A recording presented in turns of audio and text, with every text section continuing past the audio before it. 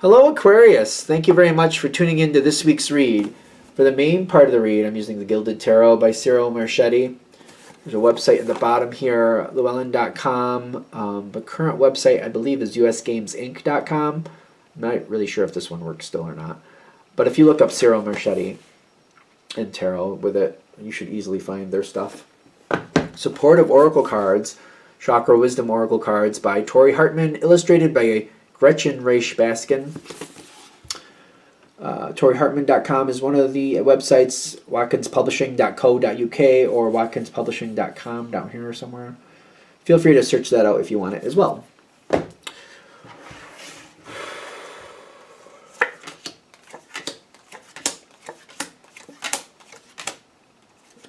I see a couple swords cards here that are making me... Oh, well, isn't that just spicy? All right. There's one card like poking me. I just want to pull it out, so I'm going to do it. That is Seven of Pentacles reversed. Breaking somebody out of a pattern.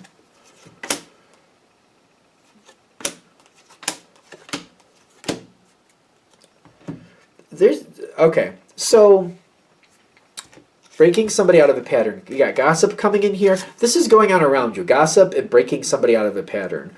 The thing is with Aquarius, if people are chatty, and they're just kind of running off at the mouth, you usually can read between the lines and see like what's real and what's not. Gossip goes in a few different ways. It's not just about spreading lies. It's about perpetuating negative situations sometimes, or keeping somebody down, reminding somebody constantly of their shortcomings, even if it's indirectly. Like, you know, somebody has a problem with that person over there, so they're over here talking to other people and reminding other people, like, remember when they did that wrong? Remember when they did that other thing wrong? Bet you they're going to do this wrong. Let's see if they can do that right. They did it wrong the last time, and they keep doing that. So it's kind of like gossip isn't always about spreading lies.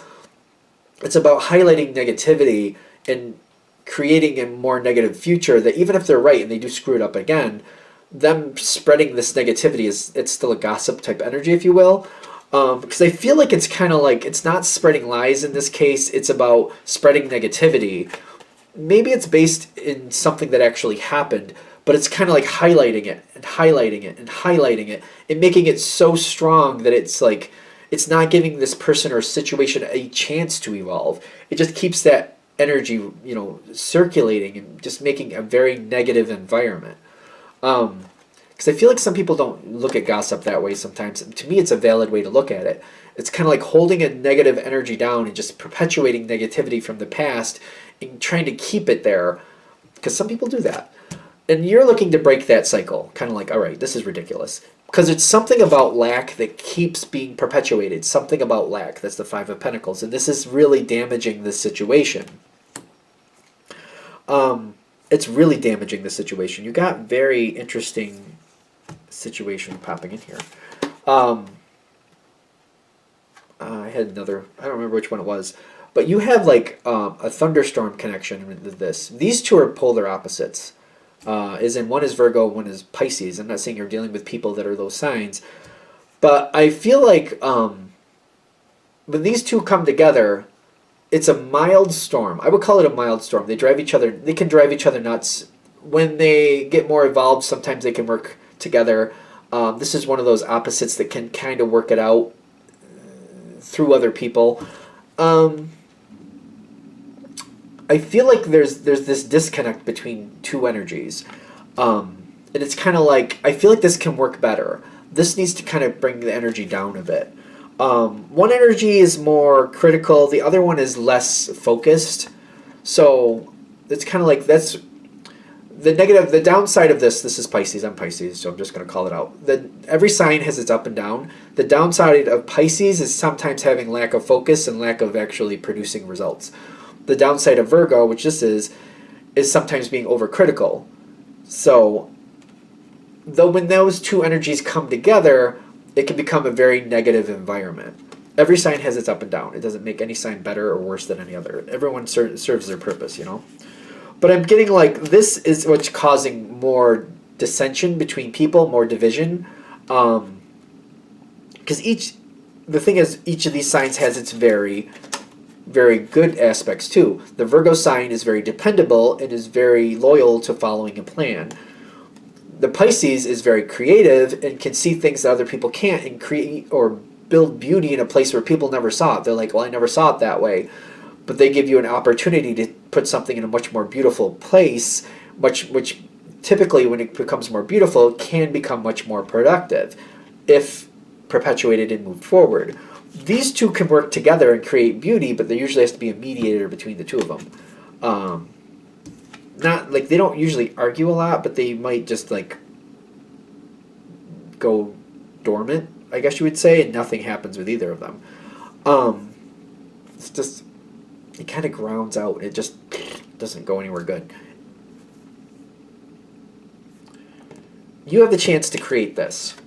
It's the Sun card. It's the best outcome. This is like a situation that's like, if you do a scale to 1 to 10, this was maybe working at a 1 to 3. It was bouncing between 1 to 3, 1 to 3, 1 to 3. You can create a 10 situation out of this.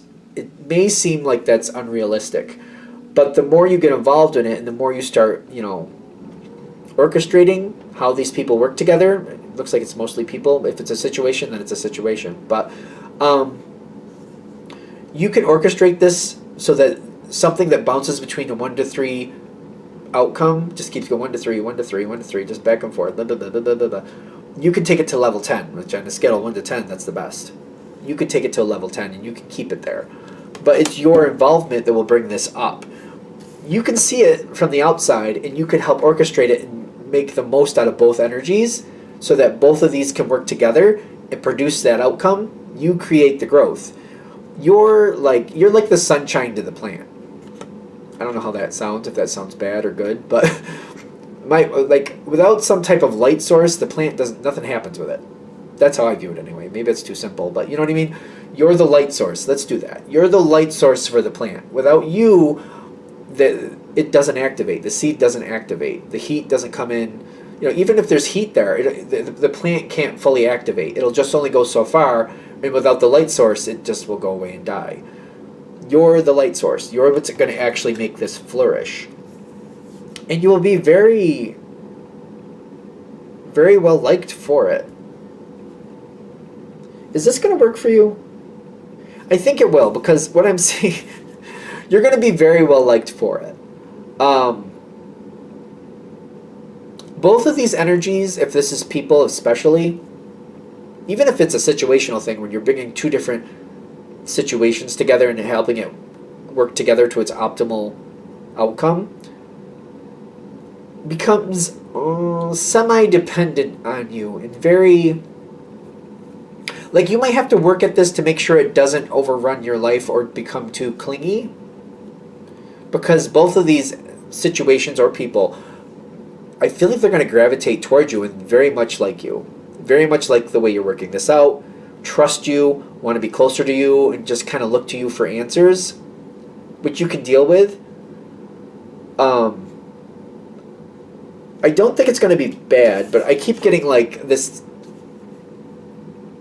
See, it's the Ten of Wands. I feel like I have to regulate it. I have to make sure people... I have to be careful how I talk to them, and I have to make sure they stay productive, but that I don't step on their toes. Aquarius is quite intellectual. If you want to snap somebody's head off, it's not a challenge. I feel like one of the things they're saying with this reading, if this is hitting, I don't know if it's going to be... I think you're going to realize it. The people involved are very sensitive. So I'm not saying you have to treat this with kid gloves, but you got to realize what works for them and what... Like, if you sink the ship, you can't bring it back up. It's kind of like if you have an ocean liner, once you sink that ship, it's going to be quite the challenge to bring that back up. It's going to take a lot of work. Like, one person is not going to pull that back up. I'm just saying. So you got to be careful how you talk to them.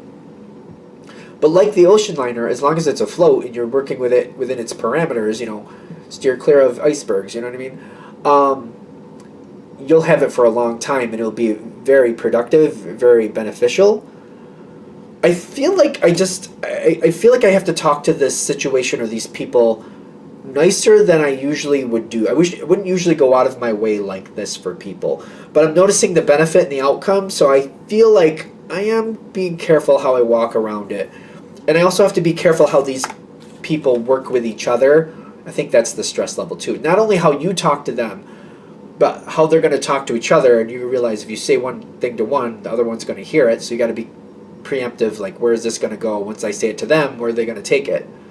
So I have to be careful how I say it and exactly what I say. And I have to make sure, like, when I say something to you, I say something to you. If I need to say something to them, I will say something to them. Don't you say something to them for me. I will do it. Thank you. So that may be, like, you may have to find ways to regulate and get ahead of it that way. It does seem like it's sensitive. But I also feel like the more you deal with it, the easier it becomes. You're like, okay, I got to watch out for that. Okay, I got to watch out for that. Gotta make sure they don't think I'm playing favorites with either of them. I gotta make sure they both see themselves as very valued to me as individuals and as a component. It does take a bit of work. I mean, you could handle it. I get the Ace of Pentacles with the Knight of Pentacles. This seems to really exponentially pay off for you, though. The loyalty on this. The loyalty. It is really good, but it's just kind of like, I feel like it may be a little awkward for you.